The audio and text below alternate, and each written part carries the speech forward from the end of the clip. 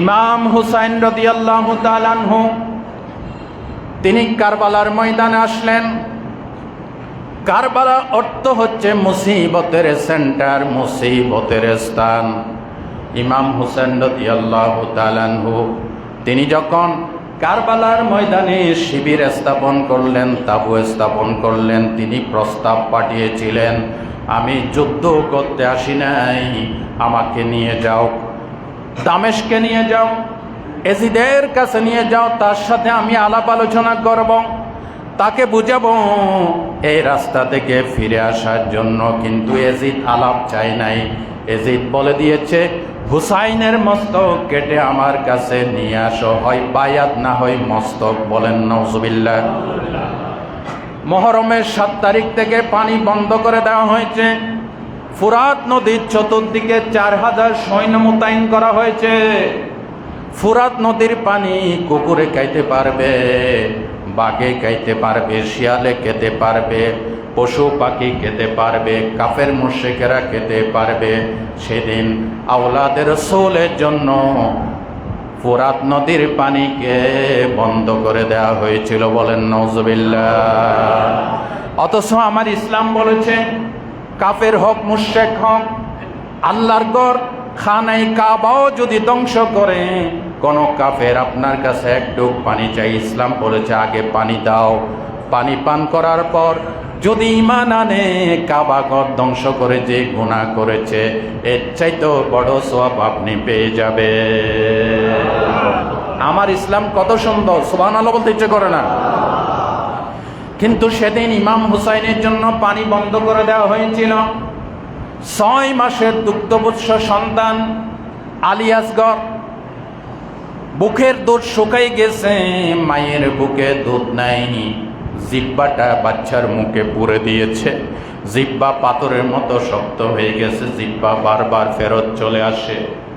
এবার হাসান বানু, সকিনা বানু বললেন, ইমাম হুসাইন এই বাচ্চা তো কারো বিরুদ্ধে তীর তরবারি ধরবে না, কোলে করে নিয়ে যাও, তাদের হাতে হলো 1 ফোঁটা পানি দিতে বলো। নির্মম ইতিহাস, করুণ ইতিহাস। পানি দেয় নাই। ইমাম হুসাইন 6 মাসের দুগ্ধবৎস সন্তান আলী আসগরকে বুকে করে নিয়ে বললেন, এজিদের সৈন্যরা, আমার এই ছেলেটা পানির অভাবে মরে যায়, আমরা তোমাদের দুশমন। কিন্তু এই ছেলে তো দুশমন নয়, তীর ধরবে না, তরবারি ধরবে না, তোদের হাতে হলো 1 ফোঁটা পানি দাও। ফুরাত নদীর উত্তর দিক থেকে হরমেলা নামে এক বকবক এজিদের সৈন্য বিষাক্ত একটা তীর এমন ভাবে নিক্ষেপ করে দিল, ইমাম আলী আসগরের কণ্ঠ নালী দিয়ে তীর ঢুকে অপর প্রান্ত দিয়ে তীরটা বেরিয়ে গেল। আলী আসগর একটু গা নাড়া দিয়ে শহীদ হয়ে গেল।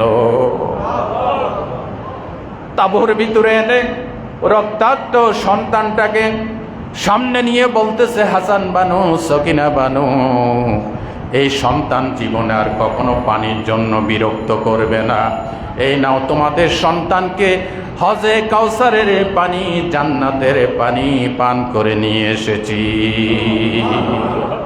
মুহররমের 10 তারিখ 9 মুহররম দিনগত রাত, তাঁবুর ভিতরে ইমাম হুসাইন বললেন, তোমরা আজকে রাত্রে মদিনার পথ ধরে মদিনায় চলে যাও, এরা আমার রক্ত চাই, আমার রক্ত পান না করে তারা ঠান্ডা হবে না, তোমরা নিরাপদে মদিনায় চলে যাও। পরিবারের লোকেরা বলল, ইমাম হুসাইন এই নাজুক পরিস্থিতিতে মৃত্যুর মুখে ঠেলে দিয়ে যদি আমরা মদিনায় চলে যাই, আল্লাহ রসুলের সামনে আমরা মুখ দেখাতে পারবো না। এবার শুরু হলো শহীদ হওয়ার পালা। ইমাম হুসাইনের বাতুস পুত্র বাতিজা আব্দুল্লাহ বিন হাসান শহীদ হয়ে গেলেন, ইমাম কাসেম শহীদ হয়ে গেলেন। যুবক ভাইরা আমার, তোমাদের মতো 18 বছরের সন্তান ইমাম হুসাইনের টক ববে তাগড়া যুবক সন্তান আলী আকবরও শাহাদাত বরণ করলেন। আল্লাহু আকবার। ধর্মের পথে শহীদ যাহারা, আমরা সেই জাতি, ধর্মের পথে শহীদ যাহারা আমরা সেই সে জাতি, সাম্যমৈত্রী এনেছি আমরা বিশ্বে করেছি জ্ঞাতি, আমরা সেই সে জাতি, আমরা সেই সে জাতি। আল্লাহু আকবার। এই কবিতাটা লেখছেন কে? হ্যাঁ, কাজী নজরুল ইসলাম। আমরা বীরু জাতি নয়, ধর্মের পথে শহীদ যাহারা আমরা সেই সেই জাতি। আমরা শহীদ হতে পারি, কিন্তু কোন ফেরাউন তার অনুসারীদের সাথে আমরা আতাত করতে পারি না। ঠিক কিনা বলো?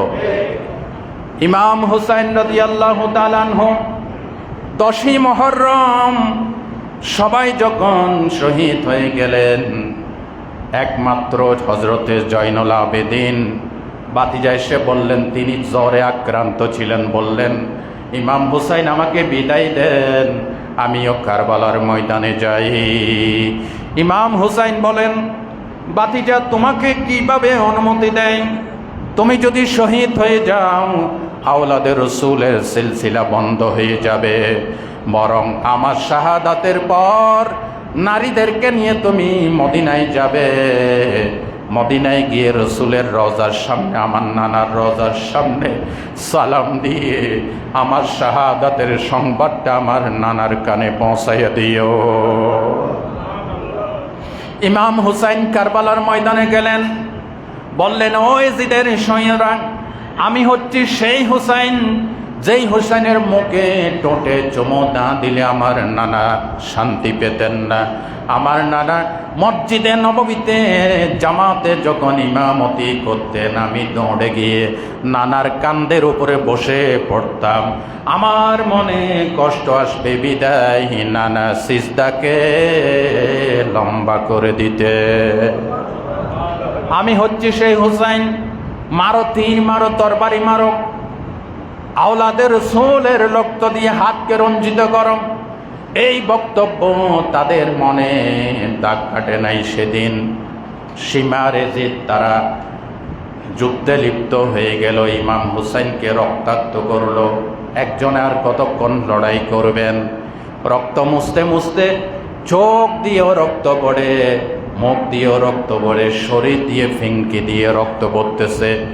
রক্তগুলি এইভাবে ডলে এনে ইমাম হুসাইন যখন মুখের উপর মাখলেন, চোখ বন্ধ করে দেখতে পেলেন মদিনা থেকে নানা জান সরওয়ারে কায়নাত মুহাম্মদুর রাসূলুল্লাহ সাল্লাল্লাহু আলাইহি ওয়াসাল্লাম এসে বলতেছেন, আল্লাহুম্মা আতিল হুসাইনা সাবরাও ওয়া আজরা। আল্লাহু আকবার। আল্লাহ, আমার নাতিকে তুমি সবরের শক্তি দাও। জোরে কোন সুবহানাল্লাহ। বললেন, নাতি হুসাইন, তুমি মনে করো না তোমার এই ঘটনা সম্পর্কে আমি বেখবর। আল্লাহ আমাকে সব কিছু জানিয়েছেন। আমি দেখতেছি তোমার এই রক্ত আমি জমা রাখলাম, কিয়ামতের দিন এজিদ এবং তার অনুসারীদের বিপক্ষে আল্লাহর আদালতে সাক্ষী হিসেবে আমি পেশ করব। আল্লাহু আকবার বলেন। ইমাম হুসাইন মাটিতে লুটে পড়লেন, বুকের উপর এক লোক এসে চেপে বসলো। ইমাম হুসাইন বললেন, তোমার নাম কি? বলে, আমার নাম সীমার। বলে, ঠিক আছে, তুমি যদি সীমার হও, আমার নানা জান বলেছেন সীমার নামে এক বদবখ্ত তোমার শিরচ্ছেদ করবে। আরেকটা প্রশ্নের জবাব দেন। দেখেন, ইসলাম আগেই বলেছি, ইসলাম কম্প্রোমাইজের ধর্ম নয়, ইসলাম কারো সাথে আতাত করার ধর্ম নয়। এই শাহাদাতের কবর রসুল্লাহ জিন্দা থাকতে রসুলকে আল্লাহ জানাইছেন, ঠিক কিনা? জানাইছে। রসুল্লাহ কোন হাদিসে আসে না একদিনের জন্য হাত তুলে দোয়া করছে, আল্লাহ আমার কলিজার টুকরার নাতিকে তুমি শাহাদাত থেকে ফিরাও। দোয়া করছে? বরং দোয়া করছে, আল্লাহুম্মা আতিল হুসাইনা সাবরা ওয়া আজরা। আল্লাহ আমার নাতি হুসাইনকে এই শাহাদাতের উত্তপ্ত ময়দানে সবরের শক্তি দিয়ে তুমি ধন্য করো। জোরে কোন সুবহানাল্লাহ। এই জন্য ইসলাম হকের পক্ষে কথা বলে, ইসলাম বিজয়ের কথা বলে, ইসলাম নারী পুরুষ মেহনতি জনতার পক্ষে কথা বলে, ঠিক কিনা বলেন? ইমাম হুসাইন বললেন, তোমার নাম যদি সীমার হয়, আমার নানা জান বলেছে এক বদবখ্ত সীমার নামে আমার শিরচ্ছেদ করবে। ঠিক আছে, আমি তোমাকে একটা প্রশ্ন করি, এখন সময় কয়টা হয়েছে? বলে, এখন সূর্য ডলে পড়েছে। সূর্য যদি ঢলে পড়ে তাহলে আমার বুক থেকে উঠে বসো, আমি তোমার কাছে জান ভিক্ষা চাই না, একটা অনুরোধ করি, জীবন সায়াত নে, আমাকে একটু আল্লাহর সামনে নত হওয়ার সুযোগ দাও। কোন মোমেন কোন জালিমের কাছে জান ভিক্ষা চাইতে। ইমাম হুসাইন বললেন, না মসজিদ মে না বাইতুল্লাহ কি दीवारों की साए में नमाज इश्क आदा होती है तलवारों की साए में नमाज इश्क आदा होती है तलवारों की साए में। अल्लाह अकबर। ना मस्जिद में তুমি ভয় পাই না, আমি নামাজ আদায় করার জন্য মসজিদেও যাব না, না বাইতুল্লাহ কি দীওয়ারও কি সায়েমে, বাইতুল্লাহর দরজার সামনে মাতাফও যাব না, নামাজে ইশকে আদা হতি হে তলোয়ারও কি সায়েমে, তাহলে তোমার তরবারির ছায়াত হলে আমি আল্লাহর সামনে মাথা নত করব।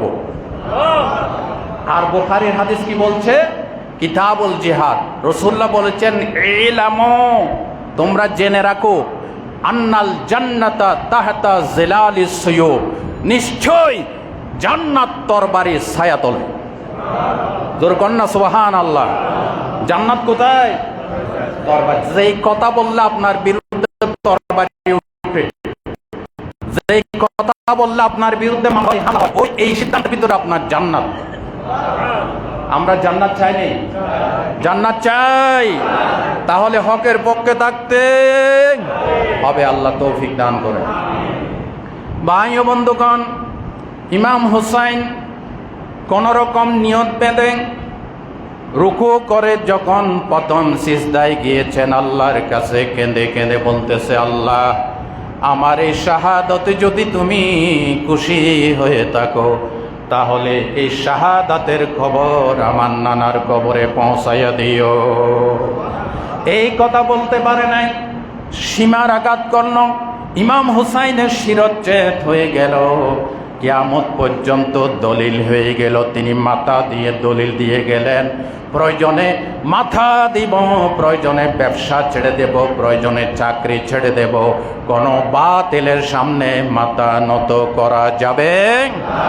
বাতিল সে দেবনে ওয়ালে আয়া সে মানহি হাম सोबर कर चुका है तो ইমতিহান হামারা।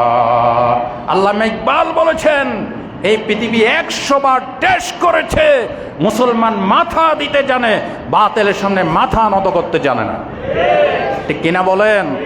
ইমাম হুসাইন আমাদেরকে শিখাই গেছে। সেদিন ইমাম হুসাইন যদি আতাত করতেন, তাহলে কিয়ামত পর্যন্ত দলিল হয়ে যেত, বাতিলের সামনে আতাত করা যায়।